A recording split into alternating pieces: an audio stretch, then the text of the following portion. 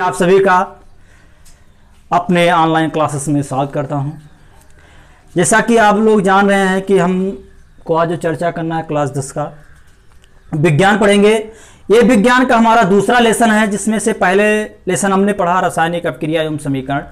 दूसरा लेसन हम लोग पढ़ रहे हैं अम्ल क्षार एवं लवण के बारे में पढ़ रहे हैं। जो अम्ल की टॉपिक थी वो टॉपिक हमने समाप्त कर दिया है। आज हम लोगों को जो पढ़ना है क्षारक, जो इंग्लिश में जिसको क्या कहते हैं, बेस कहते हैं। तो बेस को जो हम दो प्रकार से डिफाइन कर सकते हैं। तो जनरल प्रक्रिया होती है कि बेस वे पदार्थ होते हैं जो स्वाद में कड़वे होते हैं। दूसरे एक हमारे वैज्ञानिक थे आर्नियस, जिन्होंने विज्ञान या क्षार के बारे में बताया कि क्षार वे पदार्थ होते हैं जो जल में विलय होने पर OH- आयन देते हैं। आइए हम देखते हैं कि क्षार क्या होते हैं। तो सबसे पहले एक बात करें कि क्षारक क्या होते हैं। स्वाद में कड़वे होते हैं। दूसरी बात क्षारक की क्या होती है। क्षारक जल में घुलकर OH- आयन देता है। तीसरी बात कह रहे हैं कि जो क्षारक होता है हमारा, लाल लिटमस पेपर को नीला कर देता है। तो क्या बात किया गया कि इसमें जो क्षारक की बात की गई, क्षारक स्वाद में क्या होता है, कड़वा होता है। दूसरा बात, क्षारक जल में क्या होता है, घुलकर OH- आयन देता है। और जो ये OH- आयन देने की प्रक्रिया है, यही आर्नियस सिद्धांत है। उसके बाद देखते हैं कि क्षारक जल में या लाल लिटमस पेपर को क्या कर देता है, नीला कर देता है। अब इसके बाद हम बात करेंगे क्षारकों के प्रकार के बारे में। तो देखते हैं कि क्षारकों के प्रकार, क्षारक कितने प्रकार के होते हैं। क्षारक के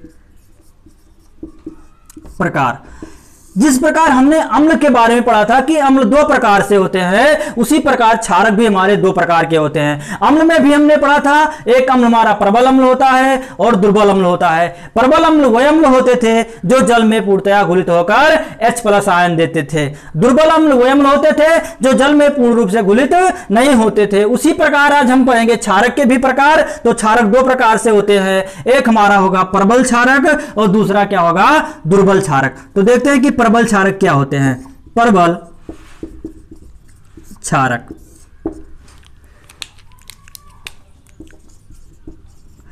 प्रबल क्षारक जल में पूर्ण रूप से आयनित होकर OH- आयन देता है। जैसे NaOH, KOH, BOH का whole twice. Sodium hydroxide, potassium hydroxide और बेरियम हाइड्रोक्साइड आज जो होंगे हमारे क्या होंगे, प्रबल क्षारक होंगे, क्योंकि ये पूर्णतः जल में घुलित होकर OH- आयन देते हैं। जैसे हम इनका देखते हैं रासायनिक समीकरण, या किस प्रकार ये जल में घुलित होकर आयन में अपने आयनों में विभक्त होते हैं।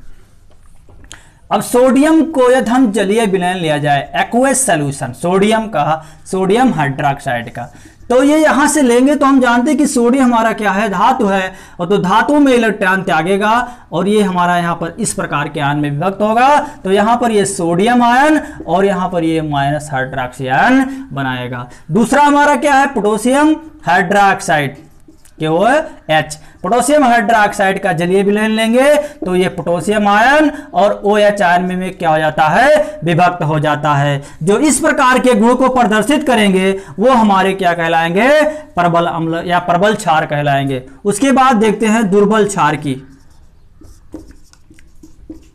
क्षारक या क्षार की बात करेंगे, इसको क्या कहेंगे, वीक बेस।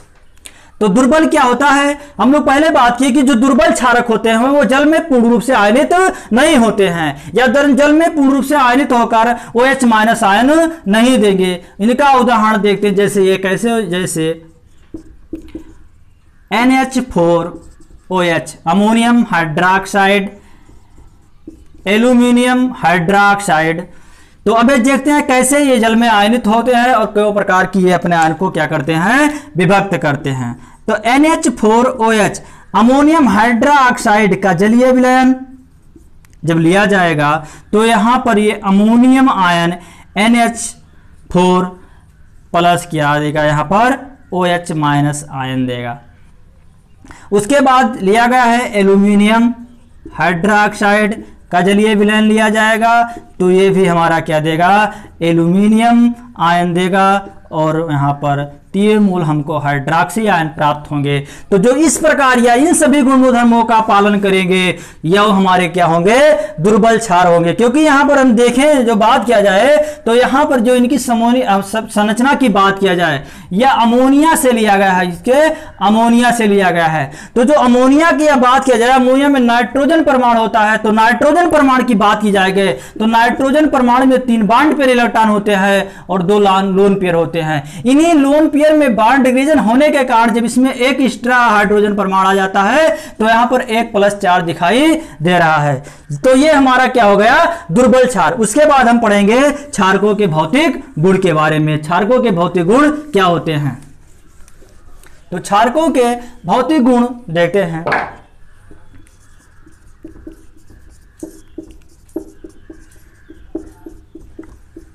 भौतिक गुण, तो क्षारक के भौतिक गुण सबसे पहले हम देखेंगे कि क्षारक का भौतिक गुण वह कैसा होता है कि क्षारक क्या होता है, जिस प्रकार हाथ से छूने पर जिसको हम टच करेंगे तो वो साबुन की, जिस प्रकार साबुन हमारा फिसलता है या चिकना होता है, उसी प्रकार क्षारक क्या होता है, चिकना होता है। दूसरी बात की जाएगी क्षारक के गुण के बारे में, तो जो हमारा क्षारक होता है वो संक्षारक का गुण, संक्षारक का गुण प्रदर्शित करता है। अम्ल भी हमारा संक्षारक का गुण प्रदर्शित करता था, लेकिन जो अम्ल होता था वो हमारा क्षारक के अपेक्षा अधिक संक्षारक होता था, लेकिन जो क्षारक होता है वो कम संक्षारक होता है। तीसरी बात की जाएगी संक्षारक के भौतिक गुण के बारे में, तो जो हमारा क्षारक होता है वो जल में विलय होता है। इसके बाद हम पढ़ेंगे क्षारकों के रासायनिक गुण के बारे में, तो अगले टॉपिक में पढ़ेंगे। धन्यवाद।